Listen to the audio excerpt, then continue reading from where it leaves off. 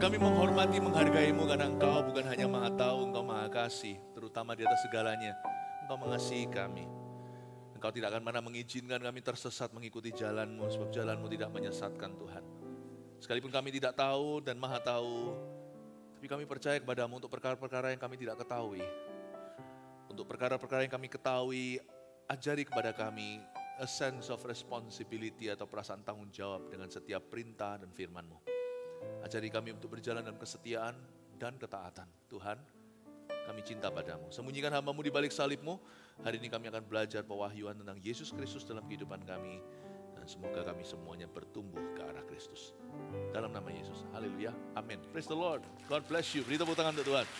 Haleluya. Silakan duduk. Hari ini kita akan belajar dari kitab Wahyu pasal 4 dan 5 semuanya.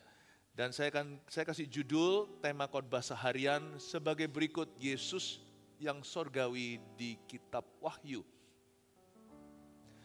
Kita akan melihat Yesus yang dibangkitkan. Apa aplikasinya dalam kehidupan kita? Sekalipun banyak pewahyuan tentang siapa Yesus itu sebenarnya setelah Yesus dibangkitkan, justru banyak sekali hal-hal yang aplikatif dalam kehidupan kita. Kitab Wahyu itu jangan dijauhi. Kitab Wahyu itu sangat dahsyat sekali. Tapi memang perlu seorang pengajar yang bisa mengajarkan secara sound atau secara jelas supaya Anda bisa dapat benefit dari setiap buku di dalam Alkitab.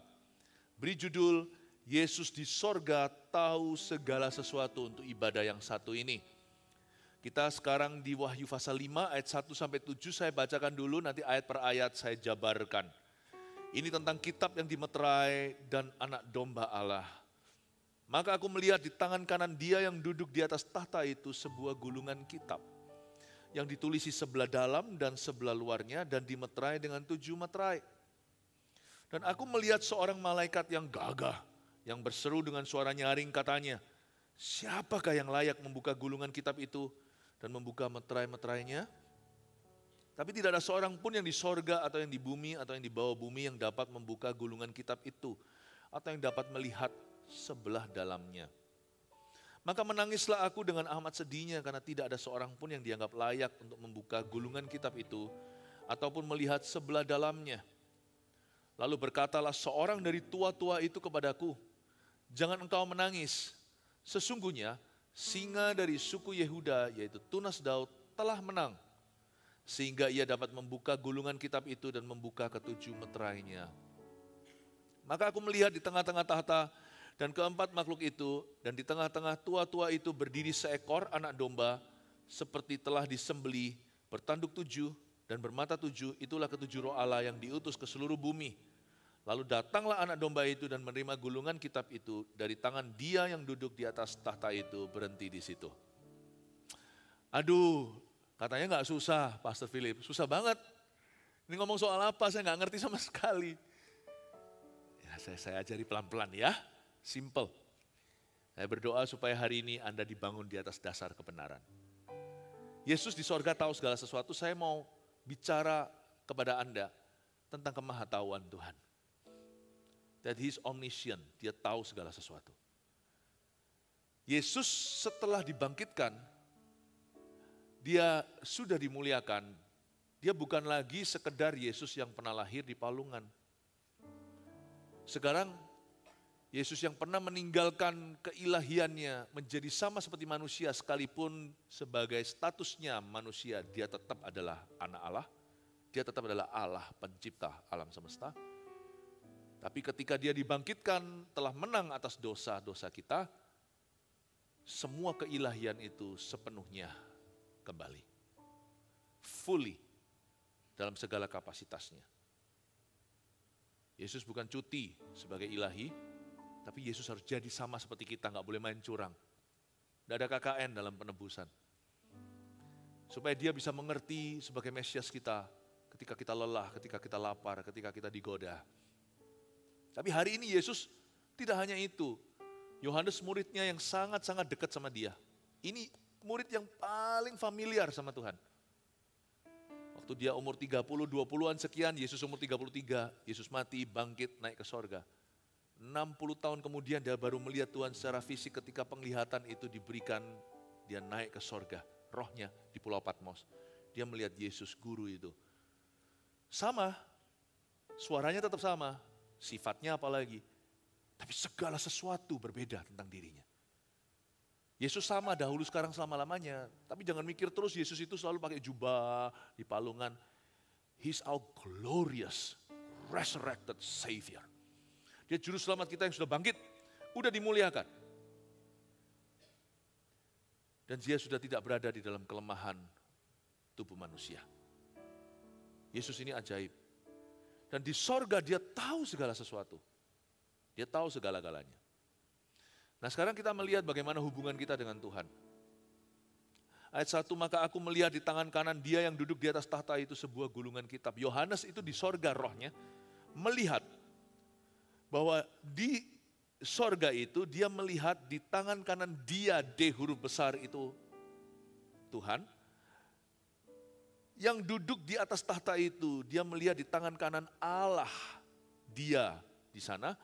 Yang duduk di atas tahta itu sebuah gulungan kitab. Katakan tahta, katakan gulungan kitab. Lalu gulungan kitab itu ditulisi sebelah dalam dan sebelah luarnya dan dimeterai dengan 7 meterai. Ini gulungan kitab ada pada tahta. Kita pelajari sesuatu bahwa di sorga ada tahta. Jangan coba imajinasi, apapun yang kau bayangkan tak akan mirip dengan aslinya. Yang Yohanes lihat terlalu supranatural, dia coba jelaskan dalam bahasa manusia dan diterjemahkan alih bahasa ke segala bahasa di dunia. Sulit untuk kita bayangkan, Wahyu, kitab Wahyu bukan untuk digambarkan, tapi untuk dijabarkan. Tapi yang pasti sorga jelas-jelas dituliskan di sini di kitab Wahyu, di sana ada tahta. Nah pada waktu kita itu sujud di bumi, menyembah Tuhan, sekalipun kita nggak seperti Yohanes di pasal 4 tadi, naiklah kemari, rohnya itu ngalami trans, ngalami liputan ilahi, naungan ilahi. Kita nggak mengalami pengalaman supranatural, pengalaman kita sangat alami. Tapi sama signifikannya ketika kita itu berdoa di dalam nama Yesus, ketika kita buka Alkitab di depan kita dengan hati haus bukan untuk menggurui Tuhan. Hati kita dibawa ke tahta. Dan itulah resepinya untuk kita masuk ke rencana Allah. It's always like this, from the throne of God to the scroll of God. Ikuti saya ya. Tahta Allah selalu memimpin, selalu menuntun kita ke gulungan kitabnya. God's throne always leads to God's plan. Jangan minta rencana Tuhan digenapi di hidupmu atau diwahyukan sebelum Anda setor muka, setor lutut ke hadapan tahta. Di sana Tuhan taruh berkat-berkat kita. Apapun yang Tuhan bangun bersama dengan Anda selalu dimulai dengan bahasa Ibraninya versi Surabaya, dengkul. Selalu mulai dengan itu, you suka atau tidak. Doa adalah permulaan tahu sesuatu. Meskipun kita nggak bisa maha tahu, orang doa tidak ada garansi dia akan tahu segalanya. Tapi orang yang berdoa pasti akan dituntun pada rencana Allah. Tidak berarti asal doa ya, asal doa-doa yang sifatnya hanyalah bacaan juga percuma, tapi doa dengan segenap hati, segenap jiwa. Sebab tahta itu selalu menuntun kita kepada gulungan kitabnya. Yang saya maksudkan gulungan kitab di sini bukan kitab kehidupan, yang itu sudah lewat. Itu tinggal digenapi nanti waktu kita mati. Tapi di firman Tuhan perjanjian lama dituliskan bahwa Tuhan punya kitab-kitab yang lain, seperti di kitab Daniel juga ada dicetuskan. Bahwa di kitab Mazmur juga dituliskan, sebelum hari kita ada, kitab-kitab hidup kita itu sudah ada semua, sehari-hari sudah ada pada Tuhan. Memang hal ini tidak masuk akal. Di Mazmur dikatakan doa kepada Allah yang Maha Tahu. Ketika aku coba renungkan, pewahyuan itu terlalu besar. Aku dungu seperti hewan, tapi aku tetap di dekatmu. Ketika aku mencoba memikirkan kemahatauanmu, aku tidak bisa tahu. Kita tidak usah imajinasi, tapi Allah memang Maha Tahu. Jangan bingungkan antara Calvinis dengan Armenian. Apakah Tuhan itu kalau menakdirkan orang ya sudah dia pasti akan kejadian? Atau ada juga yang namanya pilihan bebas manusia? Jangan bingunglah. Kalau pada kuasa Allah kita harus percaya bahwa Allah itu yang daulat, dia sudah tahu hari-hari kita. Tapi pada manusia yang menjalani hidup ini, jangan lemparkan kunci kepada yang Maha Kuasa. Pakai pilihan bebasmu secara bijaksana. Sekalipun Tuhan bisa bekerja sama dalam segala perkara mendatangkan yang baik. Segala perkara berarti perkara yang baik maupun yang tidak baik. Tapi kalau saya dipilih buat pilihan, saya mau jadi orang baik atau orang jahat, saya pilih jadi orang baik karena saya berhutang budi sama Tuhan. Jangan bingunglah soal perdebatan ini. Kalau Tuhan sudah tahu, kenapa aku harus berusaha? Nggak usah investigasi Tuhan. Jangan coba investigasi kemahatauannya. Cukup Anda responsibel dengan apa yang Anda tahu. Serahkan bagian Tuhan untuk Tuhan. Bagian Tuhan misteri bagi dirimu dan diriku. Bagianmu adalah apa yang kau tahu. Mencuri atau tidak mencuri, pilihlah jangan mencuri. Berzina atau tidak, sekalipun Tuhan bisa pulihkan keluarga yang dilanda zina, jangan sakiti secara sengaja. Tangkap ini ya Bapak Ibu Saudara. Saya coba untuk menjelaskan kemahatauan Tuhan dan pengetahuan kita. Sebenarnya tidak konflik ini. Jangan coba-coba jadi Allah.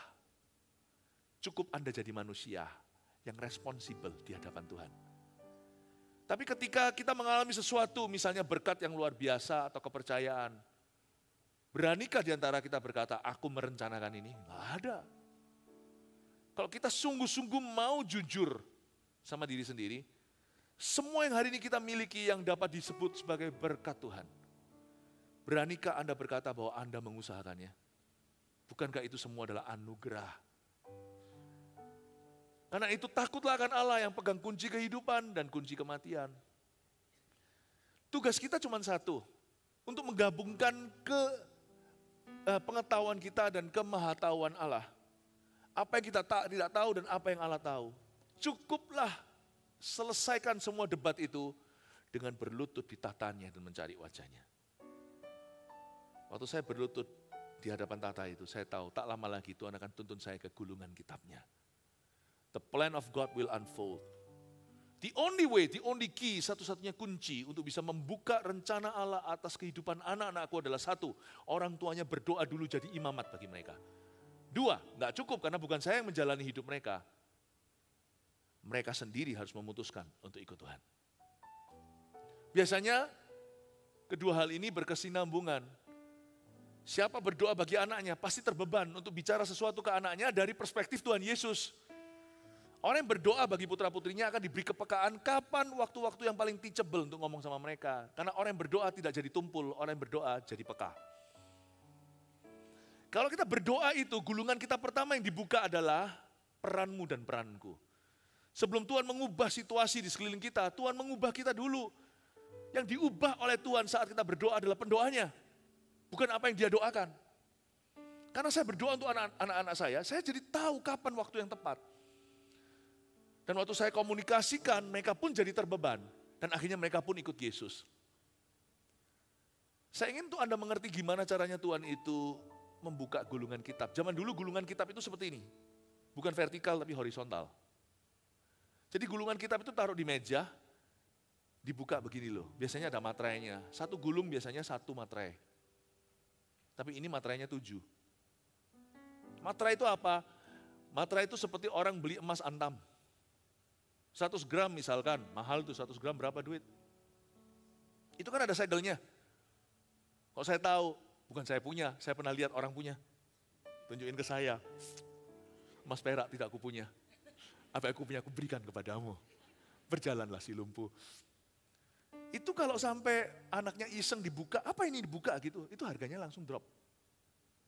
Harga emasnya tetap pasaran, tapi sudah nggak semahal kalau masih ada segelnya. You know, ada hal-hal tertentu yang Tuhan sembunyikan dari dirimu sampai Anda mencari wajahnya. Ada hal-hal tertentu yang Tuhan sembunyikan sampai Anda jaga kekudusan. Ada hal-hal tertentu yang Tuhan simpan disegel juga, bukan cuma satu, disegel 7. Nggak bisa kau buka, bukannya kalau dibuka turun harga. Nggak bisa kau buka sebelum Anda melakukan firman-Nya. Ada perkara tertentu, mujizat tertentu yang nggak akan pernah terjadi sebelum Anda melangkah.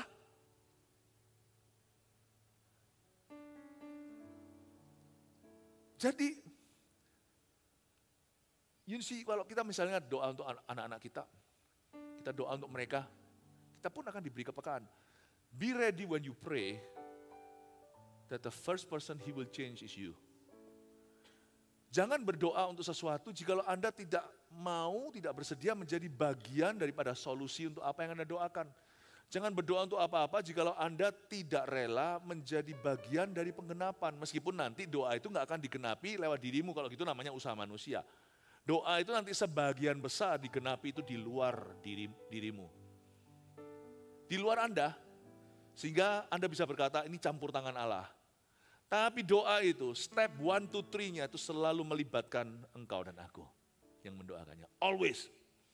Tuhan itu selalu memilih ABC itu untuk anak-anaknya yang sembahyang, yang berdoa.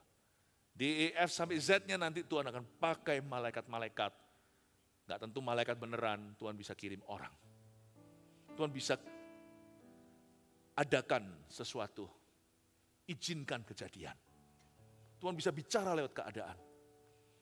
But when you pray, you need to give your heart and your life to Jesus as you pray. Karena Tuhan kemungkinan besar, hampir selalu, langkah 1, 2, 3, 1, 2, 3, E, R, Son, G, Lu, ABC-nya selalu melibatkan kau dan aku. Itu sudah wataknya Yesus, percayalah saya. 7 materai dibuka, 3 materai itu ada namamu di sana. Jesus and your first name, selalu ada di situ, dia akan bekerja sama.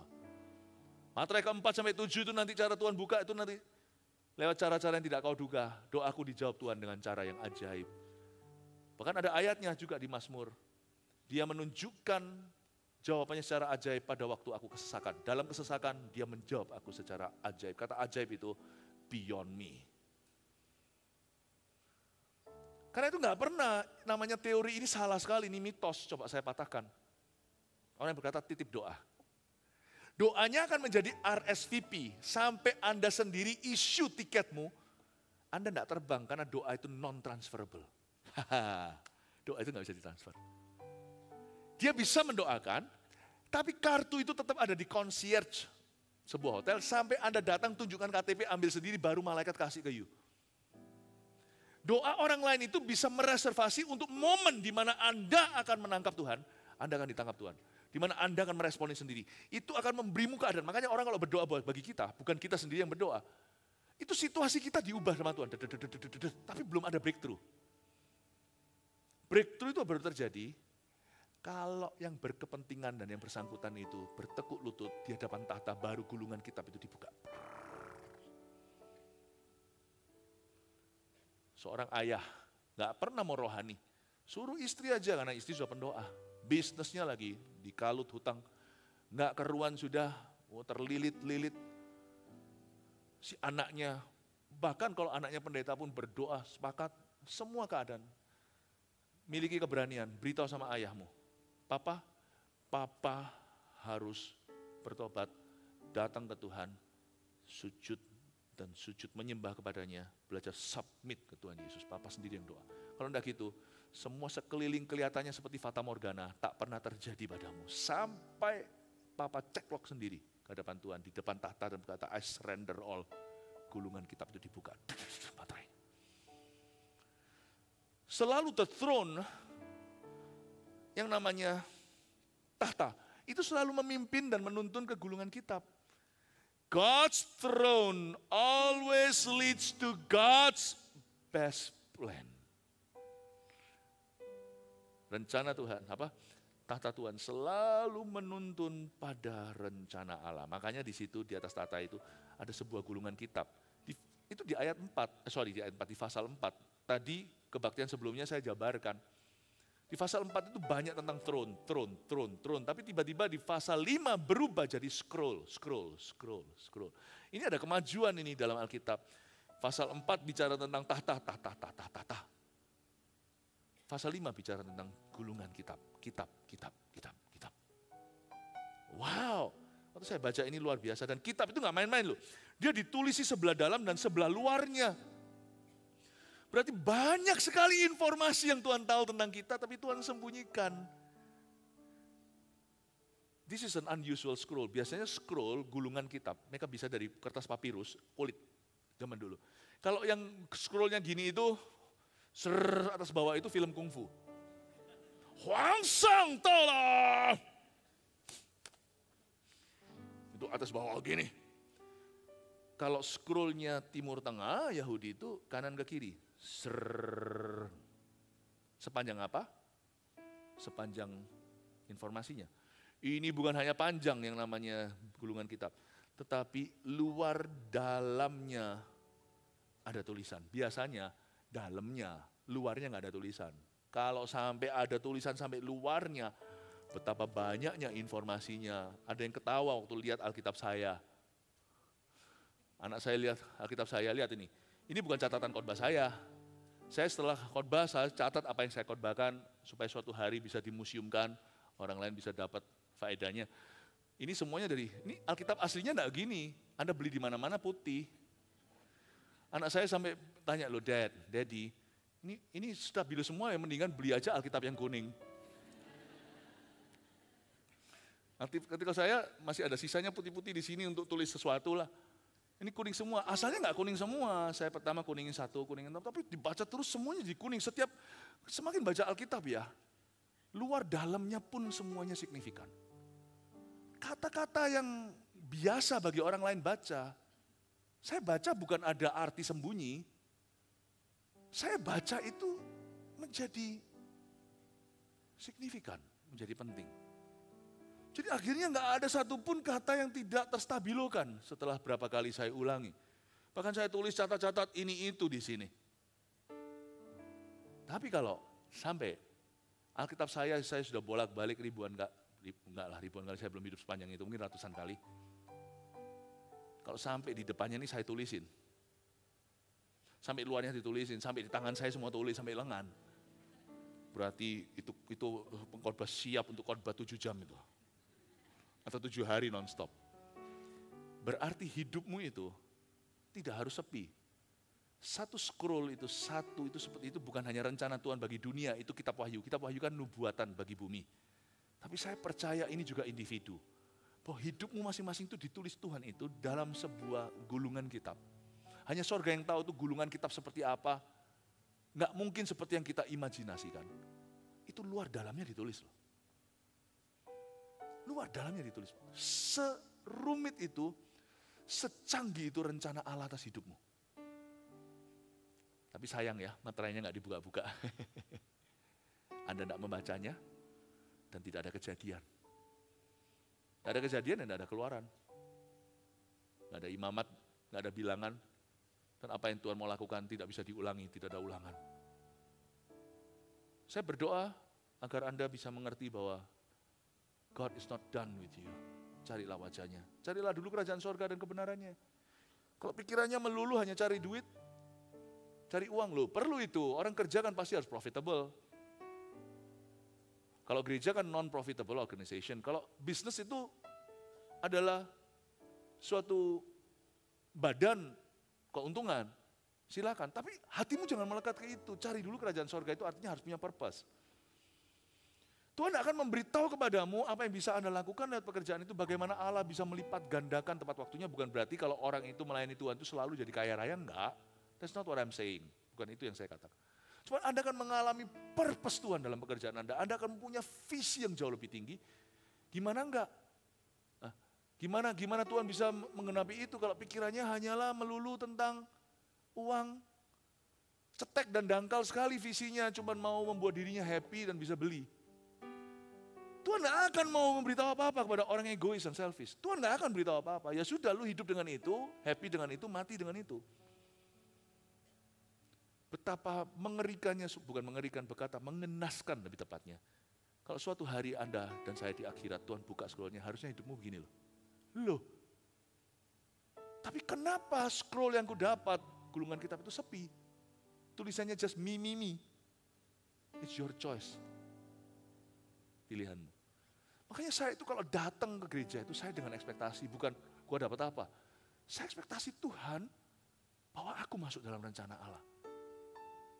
Kalau saya saat teduh secara pribadi, saya minta Tuhan tuntunlah aku di rumput yang hijau dan air tenang. Seringkali sebelum ke air tenang rumput hijau, Tuhan akan tuntun kita dulu ke jalan yang benar. Termasuk kadang-kadang sebelum susu dan madu, kita akan melalui jalan berdarah-darah. Jalan berdarah-darah dulu, nggak apa-apa. Kalau harus bayar harga, aku bayar harga lah. Harga yang kita bayar itu nggak seberapa dengan anugerah. Anugerah itu diberikan keselamatan for free. Tetapi rencana Allah itu kadang-kadang bayar harga. Sebab Tuhan tidak mau memberkati seseorang dengan rencananya orang yang hidup dalam ketidaktaatan. Tapi harga yang kau bayar, misalkan emas hari ini, nggak tahu sekarang berapa, saya nggak ngikuti gitu-gitu. Misalnya emas itu 1 gram 800 ribu, 900 ribu kali sekarang ya. 900 ribu. Kalau Anda disuruh bayar harga 400 ribu, bayar. Karena Anda dapatkan itu beda imbalannya, Anda dapatkan itu tidak sebanding besar pasak dari tiang. Kalau Anda beli 400 juta, dapat 1 kilo emas yang harganya mungkin hampir 1 miliar, jangan bilang mahal. Harga yang kau bayar tidak seberapa dengan imbalan. Dolar 15.000 sekian. Kalau tiba-tiba ada orang berkata, ini aku kasih dolarku, kamu bayar 10.000, beli, kalau Anda punya cash, beli yang banyak. Jangan berkata 10.000 mahal, 10.000 bisa buat makan. Misalnya, bisa buat apa, bisa buat ini kayak, bisa buat itu. Karena harga yang kau bayar tidak bisa kau besarkan. Sebab harga ketaatan itu paling murah. Tahu nggak harga yang paling mahal apa, yang overpriced? Dolar 15.000, Anda belinya 150.000 per dolar. Per $1. Mau tahu? Namanya harga ketidaktaatan. Itu konsekuensi dosa itu paling mahal. Anda bayar gede, nggak ada buahnya. Hanya sakitnya. Dan itu nggak bisa mengembalikan apa-apa. Karena itu kalau saya disuruh sama Tuhan, buka materai lewat ketaatan, monggo silakan saya berkata, I welcome the idea. Saya nggak suka bayar harga terus terang. Kalau bisa, sekali free, forever free. Kan enaknya kita selalu mau enaknya. Keselamatan itu for free kasih Tuhan. Tapi pengurapan penyertaan di hidup ini nggak bisa enggak. Kalau mau ikut Yesus harus lawan arus. Demi supaya keluarga saya menjadi turun-temurun pilihan, selalu akan ada hamba-hamba Tuhan, tidak boleh ada perzinahan. Harus kekang mata lah, harus berkata pada nafsu. Anda harus berkata tidak kepada godaan. Lawan jenis, apalagi zaman sekarang, zaman edan, sesama jenis pun bisa jadi godaan. No! Harganya tidak seberapa. Tidak seberapa. Dengan kebahagiaan yang kau lihat di anak cucumu. Wajah mereka itu loh, wajah bangga. Papa mamaku melayani Tuhan. Doalah begini, berilah pada kami hari ini suami kami secukupnya. Atau istri kami secukupnya. Harga apa sih? Orang dunia berkata, kuno lu, gak fun lu. Ceki fun. The price you pay doesn't equal the reward. Apalagi kalau kita melihat dari kacamata kekekalan. Wow, apa sih ketaatan, apa sih aniaya, apa sih martir bahkan. Mahkota kemuliaan. Saya nggak bisa jelaskan, Alkitab tidak terlalu menjabarkan terlalu detail gimana, pokoknya ada deh yang namanya mahkota kemuliaan. Akan ada kemuliaan yang dinyatakan, penderitaanmu di dunia ini sementara saja. I hope you understand this. Respect God's throne, tempat engkau mencari Yesus. Tempat engkau taat, respect it. Because that leads to His scroll. Hormati itu karena itu menuntunmu kepada gulungan kitab yang ditulisi sebelah dalam dan luarnya. Di materai 7 materai lagi. Anda diberkati? Puji Tuhan ya, tadi kebaktian 1 saya hanya berhasil bahas 1 ayat. Puji Tuhan, kita bisa wisuda ayat 1, kita ke ayat 2 ya. Bukan bertele-tele, tetapi kalau kita selidiki betul-betul setiap ayat ini, saya bisa kebaktian ini aja 1 ayat aja saya bisa teruskan, tapi saya rasa saya mendingan move on. Kalau enggak gitu nanti hari ini masing-masing kebaktian cuma 1 ayat, kasihan. Ayat 2, dan aku melihat seorang malaikat yang gagah, yang berseru dengan suara nyaring katanya, Siapakah yang layak membuka gulungan kitab itu dan membuka meterai-meterainya?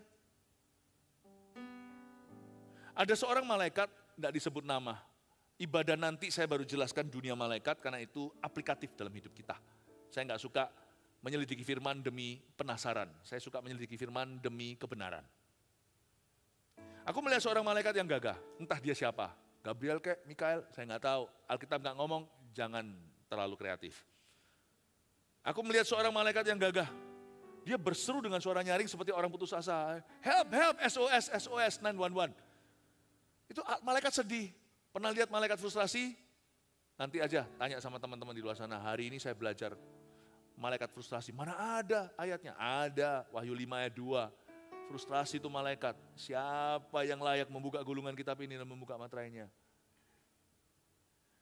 Angels don't know a lot. Angels are God's yes man. Angel itu adalah yes man-nya Tuhan. Malaikat. Mereka tidak tahu banyak, makanya itu nggak usahlah cari-cari malaikat lah. Anda cari-cari malaikat nanti ketemunya malaikat yang jatuh. Sebab malaikat Tuhan yang asli semua bekerja, nggak ada yang mau Anda cari, itu nggak ada. Orang yang cari-cari malaikat, cari masalah. Karena itu jadi orang Kristen nggak usah ngeroh. Yang penting penuh Roh Kudus dan penuh buah Roh. Dan penuh karunia Roh, membantu orang lain. Tapi setelah itu mendarat, setelah berkarunia, so what? Nggak usah berjalannya seperti bahasa Pastor Puji, nggak usah jalannya ngawang setelah itu.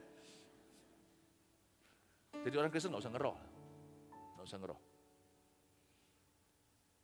Yang penting melakukan firman. Tapi ingat satu hal, jangan berkanjang pada malaikat. Dan aku melihat seorang malaikat yang gagah, segagah-gagah malaikat ini pun kayak anak kecil, nangis, frustrasi, nggak ditulis nangis sih.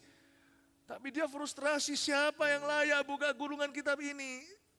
Even the best and the mightiest of angels, malaikat yang terkuat pun tidak berhak buka apa-apa. Tidak berhak. Karena itu jangan cari-cari malaikat. Cari aja yang punya. Anda cari malaikat nanti malah justru ketemu alamat yang salah.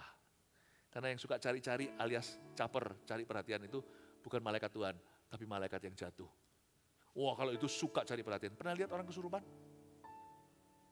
Wow, jadi perhatian satu gedung. Pernah sekali ada satu orang kesurupan, tengking gak keluar-keluar, Tuhan kasih saya hikmat. Bawa ke tenda belakang. Di depan semua orang, dia tambah gengsi. Setelah di ruang belakang saya datang, saya berkata, oke, dia langsung ketakutan, diam. Saya tanya langsung diam, keluar dalam nama Yesus, langsung out. Malaikat yang caper itu malah justru yang suka perhatian. Jadi kalau Anda cari-cari malaikat, malah nanti ketemunya bukan Tuhan. Malah ketemunya, setan. Enggak kaget ya? Ayat 3. Tetapi tidak ada seorang pun yang di sorga atau yang di bumi atau yang di bawah bumi yang dapat membuka gulungan kitab itu atau yang dapat melihat sebelah dalamnya. Manusia kan suka diramal. Siapa nggak suka digua-gua? Wah suka, apalagi kalau kita dengarkan apa yang kita suka-suka, senang-senang. Wah horoskopnya apa? Hari ini aku akan ketemu nggak sama si dia yang bujangan? Wah aku Libra. Aku Libra, kamu apa? Ya. Wah sionya apa? Saya sio macan, sio apa? Saya siomay. Dari tadi dikasih makan siomay di belakang. Wah. Orang kan suka kan? Tak buka ya sama Anda ya ayat Alkitab. Sebuah kebodohan, cari ramalan, mencari apa yang boleh terjadi di hidupmu akan terjadi, apa yang bisa terjadi, mencari potensi di luar Tuhan adalah sebuah kebodohan. Karena Alkitab jelas mengatakan malaikat tak tahu, tak ada seorang pun di bumi, langit, di bawah bumi tahu. Tapi tidak ada seorang pun yang di sorga ya, tak ada seorang pun, kecuali nanti Anda akan lihat di bawah anak domba Allah. Tak ada seorang pun yang di sorga atau yang di bumi ya. Siapa di sini hidup di bumi angkat tangan? Wah, puji Tuhan, enggak ngawang. Siapapun enggak tahu. Pendeta pun tidak tahu, hanya bisa mengarahkan mata ke Yesus. Jikalau pun, meskipun ada yang namanya karunia nubuatan, dia tidak menjadi karunia maha tahu. Nubuatan yang responsibel selalu dimulai dengan sebuah perintah Tuhan dulu dan diakhiri dengan sebuah perintah. Nubuatan itu bumbu di tengah di mana Tuhan itu memberitahu kepada seseorang seolah-olah Tuhan ngomong begini dalam marifat. I know where you are. Tujuan nubuatan bukan membuat kita tahu, tapi membuat kita bersandar pada Tuhan. Nubuatan itu pun sebuah cuilan dari kemahatauan. Tapi tujuannya bukan membuat orang jadi tahu, tapi membuat orang jadi taat. Karena itu orang kalau dapat nubuatan, lalu dia kecanduan nubuatan, itu yang memberikan nubuatan dan menerima nubuatan salah sama-sama. Karena nubuatan itu bukan sebuah candu. Nubuatan itu sebuah rangsangan. Bahwa Tuhan tahu di kilometer berapa Anda berada. Belajarlah percaya sama Dia hari ke depan. Nangkep ini ya, saya percaya karunia nubuatan. Saya nggak bisa jelaskan bahwa kadang-kadang Tuhan memberi saya nubuatan sesuatu yang saya nggak tahu. Bukan hanya di saat teduh bersama atau pada waktu KKR atau apa. Tapi dalam leadership saya. Ketika dibutuhkan dan Tuhan memberi karunia bukan saya hebat. Tapi karena orang itu memerlukan. Dan karena saya available bagi Tuhan, Tuhan memakai saya. Dan saya memberitahu sesuatu yang orang itu sendiri pun akhirnya geleng-geleng kepala berkata kok bisa tahu. Bahkan saya memberitahu sesuatu yang bukan soal pengetahuan hari ini. Tapi ke depan, waktu terjadi minggu depan atau bulan depan, tahun depan, dia berkata, wow aku sudah diperingatkan waktu itu lewat Pastor Philip. Dan tuntunan saya bukan begini loh, nanti ke depan Tuhan sertai, kadang-kadang spesifik, saya itu spesifik. Sampai nominal kejadian, sampai hal-hal yang sifatnya spesifik, nama dan sebagainya sih saya nggak tahu sama sekali. Mana saya tahu, saya ini pendeta, mana tahu company orang lain. Dan kalau itu terjadi, orang itu anehnya ya orang yang saya didik, yang saya muridkan, saya layani tidak kecanduan sama saya kok. Ya puji Tuhan berarti saya memberikannya dengan cara yang semoga tepat dan dia menerimanya dengan tepat. Purpose nubuatan bukan di situ. Karena Alkitab pada dasarnya ini sudah diskakmat bahwa seorang pun di bumi tidak ada yang tahu. Tapi waktu kita sama-sama ketata, Tuhan akan beritahu. Nah itulah anehnya. Radarnya Tuhan itu di kehidupan doa. Radarnya Tuhan itu di sini. Alkitab, kuno. Saya belajar aja pakar, ini penelitian, iya boleh silakan. Tapi itu sesudah iman. Iman dulu, itu nanti akan menjadi salah satu bagian daripada saran Tuhan. Jangan pernah remehkan baca Alkitab. Karena di dalam inilah, waktu Anda haus lapar, di situ Allah akan berbicara. Tidak ada seorang pun yang tahu di sorga, di bumi, atau yang di bawah bumi juga sama. Jadi mau tanya arwah, salah nanti. Anda bukan dapat tuntunan, Anda akan dapat belenggu dan ikatan. Salah sekali orang yang cari arwah, cari orang mati, ahli nujum, cari-cari. Kenapa cari yang di bumi, arah angin segala? Kenapa cari timur barat dan sebagainya? Sebab yang di bumi tidak ada yang tahu kok. Hokimu tidak dari situ. Kenapa superstisi? Buat apa tuh? Kenapa ke kuburan? Kenapa ke peramal? Kenapa ke orang pintar? Sebab orang pintar tidak akan ke orang pintar, paham maksud saya? Mungkin saya ulangi lagi. Orang yang pintar tidak akan ke orang pintar. Ya. Sebab kalau Anda dan saya sungguhan pintar, tidak akan ke orang pintar. Karena kita tahu kita akan dibodohi. Tapi tepat loh, ya tepatlah. Bawa sini, laptop Anda, saya kasih USB. Anda serahkan laptop ke tangan saya colokkan. Ya semua saya baca. Betul nggak? Anda taruh percaya pada manusia, dia bisa baca sesuatu. Itu bukan kemahatauan Allah. Itu curi informasi. Setan menerima kepercayaanmu dan mulai membacamu. Dan biasanya mulai dengan suatu iming-iming atau ketakutanmu. Kadang-kadang bisa lewat keserakahan atau ketakutan kita, dia akan iming di situ. Lalu habis itu masuklah kutuk dan dia kerdilkan dirimu. Tujuan akhirnya bukan untuk mengutukimu. Tujuan akhirnya adalah memisahkanmu dari kasih Kristus. Saya harap Anda mengerti bahwa di bumi, arah angin kayak apa kayak. Tidak ada yang tahu. Di bawah bumi tidak ada. Semua ditaruh Tuhan di tatanya. Tata itu duduk seorang seperti manusia. Yesus Kristus namanya. Only Jesus knows everything. Hanya Yesus yang tahu hidupmu. Yang dapat membuka gulungan kitab itu dan yang dapat melihat sebelah dalamnya. Not even any saint in heaven, bahkan tidak ada seorang pun santo maupun santa di sorga yang tahu. Karena itu kalau kita berdoa kepada arwah yang salah ya, ngerti lah itu black magic lah ya, itu okultisme. Tapi kalau kita berdoa kepada orang-orang benar yang mati, untung aja mereka nggak bangkit. Kalau mereka bangkit, mereka pasti akan marahi dan kutuki Anda. Kalau misalnya saya mati nih, Anda doa sama saya nggak bisa apa-apa. Tapi hati-hati ya, kalau saya sampai dibangunkan Tuhan, saya datang ke rumah Anda, Kenapa kamu doa sama saya? Aku hidup tidak pernah menjadi Allah. Kenapa aku mati kau Tuhan kan? Jangan doa dong sama orang, sekalipun orang benar yang mati. Jangan salahi kami, kau membuat hati kami sedih. Saya ngomong dulu di depan loh ya. Tapi nggak mungkin sih, biasanya saya yang menguburkan Anda. Bukan saya yang dikuburkan. Jangan doa kepada orang-orang kudus yang sudah mati. Karena mereka tidak tahu, tak seorang pun di sorga, kecuali anak domba Allah. No saints in heaven. Paranormal, di bumi, hidupmu hanya penciptamu yang tahu. Dan penciptamu tidak mau ngomong sama Anda. Tapi gara-gara penebusmu, juru selamatmu, pulihlah hubungan itu. Eloi, Eloi lama sabachthani, kenapa kau meninggalkan aku, udah cukup di Kalvari. Sekarang dia mau bicara sama Anda, tapi tidak bicara on your terms, on his terms. Carilah dulu kerajaan sorga dan kebenarannya. I will speak to you. Tak tunjukkan scrollnya, untuk hidupmu. Tapi kalau ditunjukkan semuanya, kita bisa mati kaku. Tuhan akan tunjukkan itu step by step, heart to heart. Demikianlah hidup orang yang dituntun. Jalan hidup orang benar. Ayat 4, maka menangislah aku dengan amat sedihnya. Karena tidak ada seorang pun yang dianggap layak untuk membuka gulungan kitab itu, ataupun melihat sebelah dalamnya. Kali ini yang menangis adalah Yohanes. Yohanes bukan orang kudus yang mati. Zaman itu dia tulis ini, dia umur 8-90-an, umur 90 sih. Yohanes menulis ini waktu rohnya dibawa ke surga di pasal 4 ayat pertama.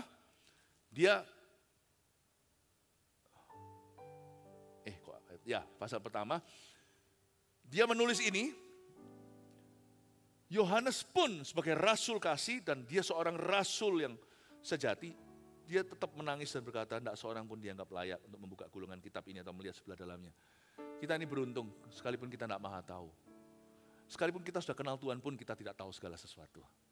Tapi kabar baiknya, Jesus knows everything. Yesus tahu segalanya.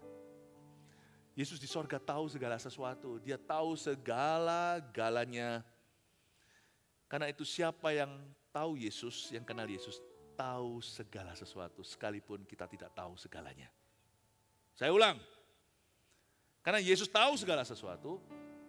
Kita yang kenal Yesus tahu segalanya. Meskipun kita tidak tahu segala sesuatu. Knowing Jesus, those who know Jesus know everything. Don't worry about knowing everything.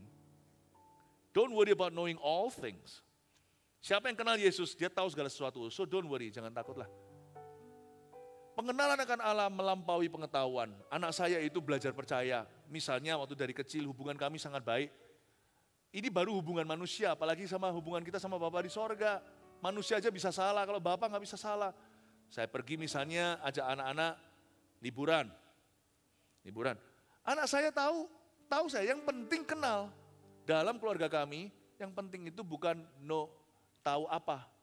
Yang penting itu kenal siapa. Mereka kenal papa mamanya, nggak mungkin lah. Mereka nggak tahu segala sesuatu nanti tinggalnya di mana, sewa mobilnya apa, nggak tahu. Tapi mereka kenal papa, tenang sudah. Saya beritahu sebagian anak kecil kadang-kadang bisa annoying kan. Kalau masih kecil kan, misalnya nyetir kemana gitu. Are we there yet? Are we there yet? Kita sampai mana Pak? Sampai mana Papa? Bisa nggak suara begitu? Sampai mana? Kadang-kadang kita beritahu, kita sudah sampai sini, 2 jam lagi kita nyampe nih. Kalau lagi nyetir misalnya, atau naik pesawat, kita 5 jam lagi nyampe, misalnya jangka panjang. Kadang-kadang kita beritahu sesuatu sesuai dengan kapasitas anak itu, sesuai dengan umurnya. Nanti kita tinggal mana? Kita tinggal di hotel, atau Airbnb, atau kita tinggal di mana, nanti di hotelnya itu kamarnya berapa, ada swimming poolnya enggak di hotelnya, dan sebagainya. Saya kadang-kadang cerita. Tapi kalau saya cerita everything, saya berhenti leading. Kalau Anda suruh Tuhan cerita everything, toh Anda tidak punya kapasitas untuk memahami segala sesuatu. Hari ini at least, pemahaman Anda bertambah, tapi nggak bisa sekaligus hari ini. Kan kita mau dirompel semua jadi satu. Nggak tentu itu yang terbaik bagimu. Makanya saya bersyukur untuk bahasa lidah. Bahasa lidah itu menyembunyikan doa kita terhadap kita. Kalau saya beritahu semua sama anak saya, nggak jadi saya mimpin. Setelah saya beritahu semuanya, lu pimpin sekarang, anak saya masih umur 7, gimana mimpin? Karena saya beritahu, yang perlu papa beritahu kepada kamu, cukup yang kamu perlu tahu, bahkan ekstra yang kamu nggak perlu tahu, supaya membuatmu happy dan bahagia, dia girangkanku. Tapi selebih itu, you only need to know me, not know everything. Kamu hanya perlu kenal papa, tahu papa, sudah. Semua beres sampai kamu pulang nanti kembali sekolah. Paham ya Bapak Ibu Saudara, beda pengenalan dan pengetahuan? Pengetahuan. Karena itu ketika Adam dan Hawa mengutamakan pengetahuan, dia pisah sama Tuhan.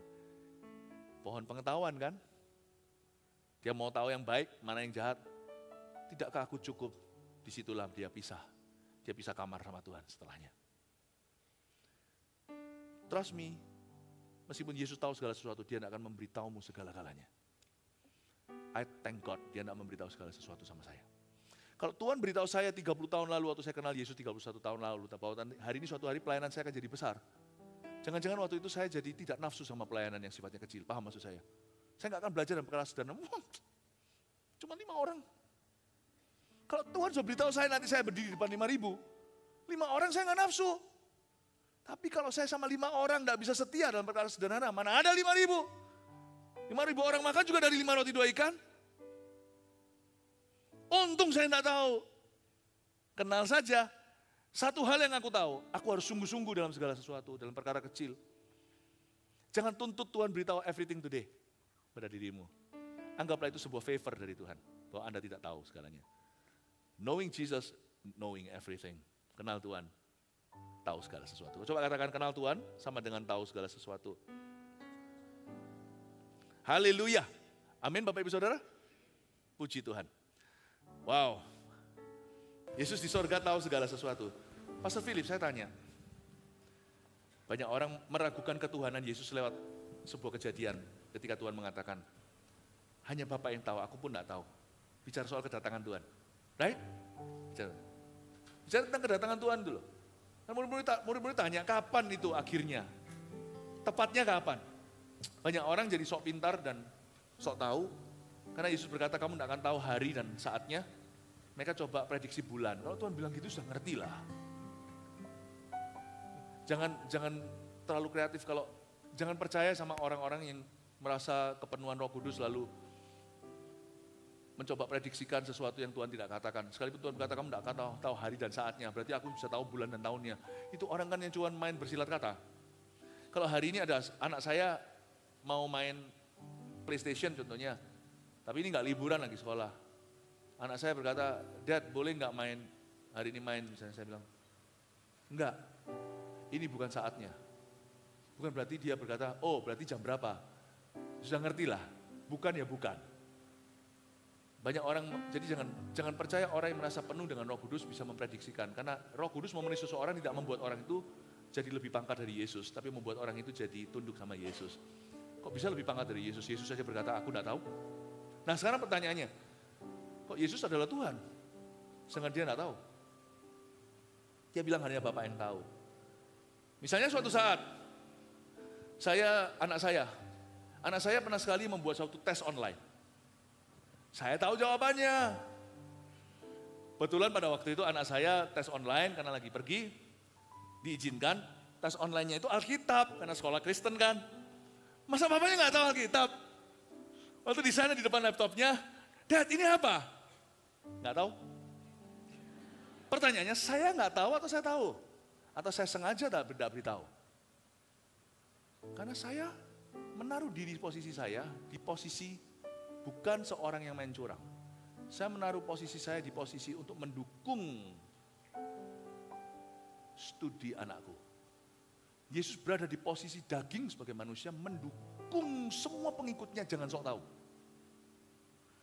Kalau Yesus berkata, nanti kalau Yesus tahu, berkata aku tahu, nanti mereka semua juga sok tahu. Aku rasa loh ya, apalagi Yohanes nanti, aku pernah dekat ke dadanya Tuhan. Kok bunyinya September. Yesus berkata, aku enggak tahu, kalau saya ngomong sama anak saya, papa aja, makan aja, ambilin orang dulu ngantri, papa aja ikut konferensi, saya daftar sebagai pembicaranya, contohnya. Kalau saya bilang papa aja, berarti saya taruh diri saya sebagai contoh dan teladan. Lu jangan macam-macam. Kalau papamu aja bayar, paham. Kalau Tuhan berkata, aku enggak tahu, dengan kata lain Tuhan berkata, lu jangan sok tahu. Tuhan mau skakmat kesesatan yang bisa terjadi. Yang sekarang bodohnya masih terjadi terus di dunia ini. Dan ada aja orang yang gullible yang bisa dibohongi. Aneh tuh. Jangan percaya. Kita hanya bisa waspada hidup tiap hari, seolah-olah hari terakhir kita. Dan Tuhan pada waktu itu mendukung murid-muridnya. Dia posisinya sebagai Mesias mereka. Bukan sebagai Allah yang sudah, anak Allah yang dibangkitkan, yang kembali ke glory. Jadi Yesus berkata, anak manusia pun tidak tahu. I choose not to know in my human state for you to follow. Itu luar biasa. Jangan pakai ayat itu untuk meniadakan ketuhanannya. Bukankah sudah jelas-jelas dikatakan bahwa dia menanggalkan. Menanggalkan. Kalau jas ini saya copot hari ini. Saya tinggal otot. Wah. Kalau jas ini saya copot. Jas itu tidak saya pakai. Bukan berarti itu bukan jas saya. Saya tanggalkan itu tetap milik saya. Saya tanggalkan itu saya taruh di rak. Saya taruh di lemari. It's still mine. Saya bisa ambil setiap saat dan saya tahu. Sama seperti jas ini saya bisa ambil setiap saat, jaket ini saya pakai lagi. Dan Tuhan berkata begitu, bukan meniadakan ketuhanannya. Tapi Yesus sekarang tidak dalam kondisi badan manusiawi. He's risen. He knows everything.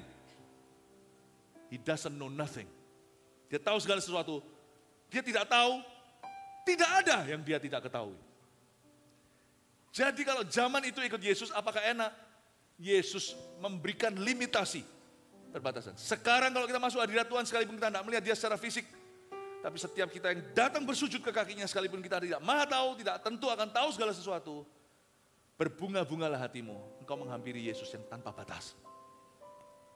Dulu dia harus membatasi sebagai Mesias, sekarang dia adalah the risen Lord, Tuhan yang telah dibangkitkan.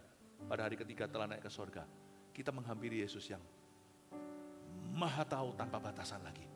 Tidak perlu menanggalkan apa-apa, semua telah dipakai kembali. Oleh karena itu, lebih bergairah jadi orang Kristen sekarang daripada zaman Kristen mula-mula, bahkan zaman Yesus jalan di Galilea. Karena Roh Kudus tinggal di dalam dirimu. Kau berhak tahu segala sesuatu, tapi jangan cari tahu segala-galanya. Let him do the leading, biarkan dia melakukan pimpinan. Dari sini Anda tidak perlu panik kalau Anda dalam masalah. Seolah-olah Tuhan lepas kendali. Mana solusi? Kalau Tuhan belum memberitahu solusimu, cukup taat dan setia. Dan kalau Tuhan memberimu solusi, belajarlah untuk melakukan persis seperti yang diberitakan. Amin Bapak Ibu Saudara. Itulah sebabnya orang ikut Yesus paling enak. Karena Tuhan kita maha tahu dan maha kuasa. Kita aman di tangannya. Kasih tepuk tangan untuk Tuhan.